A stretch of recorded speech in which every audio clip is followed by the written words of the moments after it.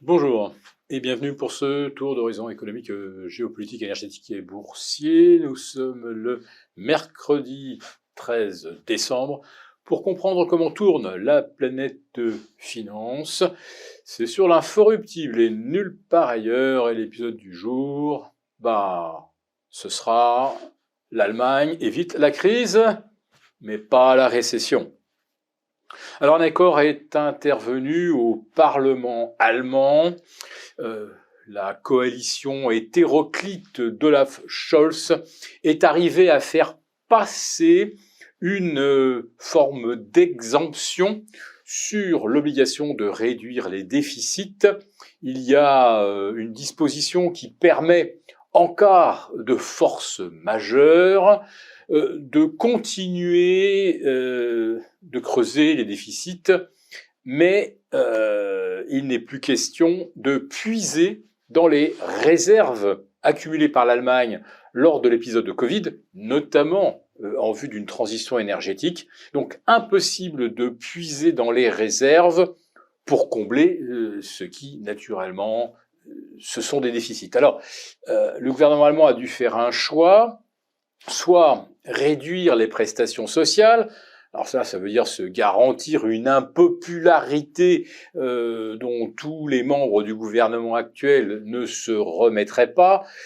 Ils seraient archi-battus aux prochaines élections. D'ailleurs, pour l'instant, Olaf Scholz et sa coalition perdent toutes les élections et tous les scrutins régionaux. Mais pour éviter un désastre, donc, on va maintenir les prestations sociales et on va rogner naturellement sur l'investissement. Alors quand je parle de rogner, il y avait un plan très ambitieux pour 2024 de pousser les feux de la transition énergétique. Bon, là, comme on dit, on va se calmer et on va tout simplement poursuivre les programmes adoptés pour 2023, mais on ne va pas pouvoir mettre de nouvelles dépenses en place. De toute façon, ces dépenses en vue de la transition énergétique sont très décevantes.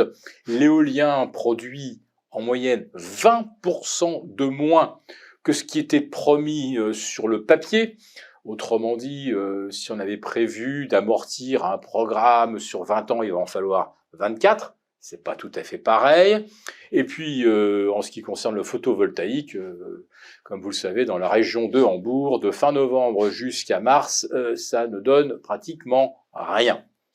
Donc l'Allemagne ne va pas pouvoir faire d'une pierre deux coups, se décarboner et relancer son économie en 2024. Autrement dit, on va quitter 2023 avec une récession à moins 0,4 et on est parti sur du moins 0,4 ou du moins 0,5 pour l'année 2024. Alors, pour célébrer cette magnifique perspective, le DAX bat aujourd'hui un nouveau record absolu. Oui, je sais.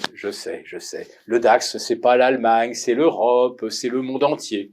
Regardez la tête du monde avec la Chine qui ne parvient pas à redécoller, et c'est quand même l'un des principaux partenaires économiques de l'Allemagne, et vous avez les États-Unis qui vont aller vers un ralentissement.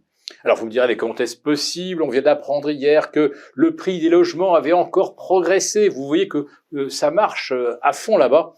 Non, si le prix des maisons augmente, c'est tout simplement parce qu'il n'y en a quasiment pas à vendre, puisque celui qui vendrait, ça éteint le crédit précédent, et le précédent était à 3,5, et si aujourd'hui on repart sur 20 ans, ou sur 30 ans, on va être à 7,10, 7,20. Évidemment que personne ne va vendre pour se prendre un crédit qui va lui coûter 2 fois plus cher, et au bout de 30 ans, il paiera plus de 2 fois le logement qu'il a acheté.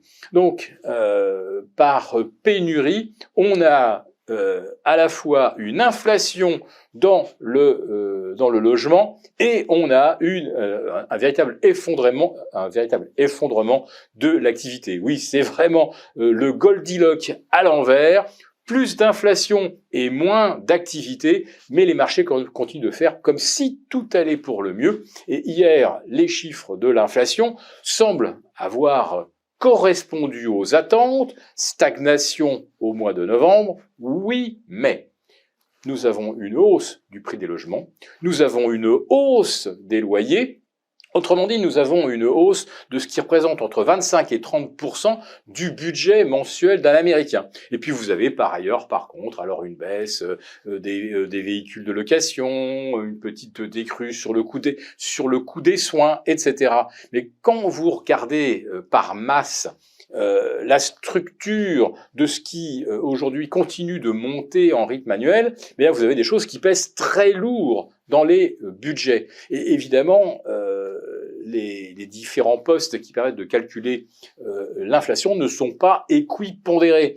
Donc, si vous avez toujours le logement en tête de ce qui monte, également déjeuner hors de chez soi ou se faire livrer, ça continue de monter également, eh bien, grosso modo, vous n'avez pas de baisse de l'inflation, même si dans les chiffres, Wall Street peut se réjouir à bon compte. Alors évidemment, on se réjouit, les records annuels ou historiques s'enchaînent, records annuels en série pour le S&P, pour le Nasdaq 100, un Nasdaq 100 qui est maintenant tout proche de ses sommets historiques, mais surtout qui, à 0,5 points près, atteindrait 50% de hausse cette année. Alors les 50% de hausse, hier je vous parlais de 2017, ça a été une belle année, mais ce n'était que 33%. Non, les plus 50, faut remonter à 2009. Mais là, on venait de perdre plus de 50% sur le Nasdaq. Alors on perd 50%, on en reprend 50%.